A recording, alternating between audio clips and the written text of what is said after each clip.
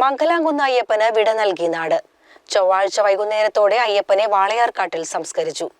ആനയെ അവസാനമായി കാണാനും അന്തിമോപചാരം അർപ്പിക്കാനും നിരവധി പേരാണ് മംഗലാംകുന്നിൽ എത്തിയത്. ഉത്സവപ്പറമ്പിലെ സൂപ്പർ താരത്തെയാണ് നഷ്ടമായത്.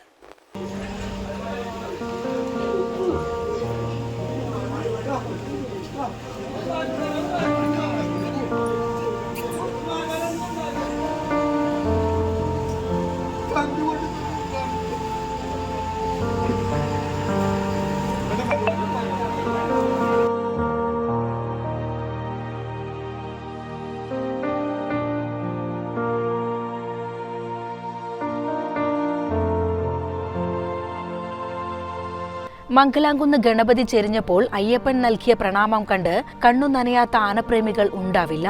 കർണനും ഗണപതിയും ഇല്ലാത്ത മംഗലാംകുന്നിൽ ഇനി അയ്യപ്പനുമില്ല. പക്ഷേ അയ്യപ്പൻ ചെരിഞ്ഞു എന്നത് അത്ര വേഗം ഉൾക്കൊള്ളാനാവില്ല.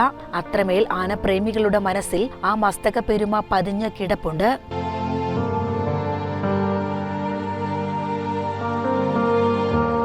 സാമാന്യത്തിലധികം വിരിഞ്ഞുയർന്ന തലക്കുന്നി, 305 സെന്റിമീറ്റർ ഉയരം, നീണ്ട തികഞ്ഞ ദശയോടുകൂടിയ തുമ്പിക്കൈ, നീളമുള്ള ഒതുക്കമുള്ള കൊമ്പുകൾ, തലപ്പൊക്കത്തിൽ പല മത്സരങ്ങളിലും വിജയി. ഇതൊക്കെയായിരുന്നു അയ്യപ്പൻ. ഏതൊരു തിടമ്പെടുത്താലും നെറ്റിപ്പട്ടത്തിന്റെ തിളക്കത്തേക്കാൾ പൂരപ്രേമികൾക്ക് ഹരം അയ്യപ്പന്റെ നിലപ്പൊക്കമൊത്ത മസ്തക ഭംഗിയാണ്. എണ്ണം തികയ്ക്കാൻ ഇടംകൂട്ടോ വലംകൂട്ടോ മാത്രമായി കണക്കാക്കിയ കാലത്തുനിന്ന് പാറമേക്കാവിൽ അമ്മയുടെ തിടമ്പേറ്റി തെക്കോട്ടിറക്കത്തിൽ തലപ്പൊക്കി നിന്ന് ഗജരാജനിലേക്കുള്ള വളർച്ച അതിവേഗമായിരുന്നു.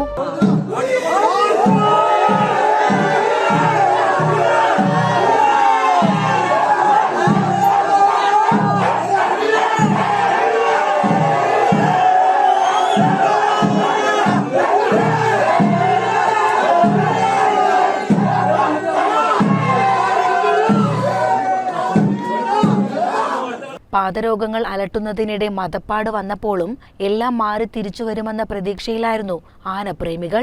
ഇതിനിടെയാണ് തിങ്കളാഴ്ച രാത്രി 8:15 അയ്യപ്പൻ ചെരിഞ്ഞത്. ആനയെ അവസാനമായി കാണാനും അന്തിമോപചാരം അർപ്പിക്കാനും ആനപ്രേമികളും വിവിധ ഉത്സവ കമ്മിറ്റി ഭാരവാഹികളടക്കം നിരവധി പേരാണ് മംഗലാംകുന്ന് ആനത്തറവാട്ടിലെത്തിയത്.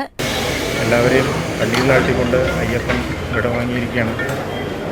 ഇതിൽ പരിയാൻപറ്റ വടക്കൻ പൂരത്തിൻ്റെ തടമ്പ് എപ്പോഴും അയ്യപ്പനാണ് വഹിച്ചുകൊണ്ടിരുന്നത്. ഇനി അവിടേക്ക് ഏതാന വന്നിട്ടും അതിന് തോന്നുന്നില്ല. ഇതാണ് നമുക്ക് ഇത്രയും ഭംഗിയുള്ളൊരു ആന കേരളത്തിൽ വളരെ ദുർലഭമാണ്. ആനയുടെ ആത്മാവിന് നിത്യശാന്തി നേരുന്നു. ഉച്ചയോടെ അയ്യപ്പനെ സംസ്കരിക്കുന്നതിനായി വാളയാറിലേക്ക് കൊണ്ടുപോയി. അയ്യപ്പന്റെ വിയോഗത്തോടെ ഉത്സവപ്പറമ്പിലെ സൂപ്പർ താരത്തെയാണ് നഷ്ടമായത്.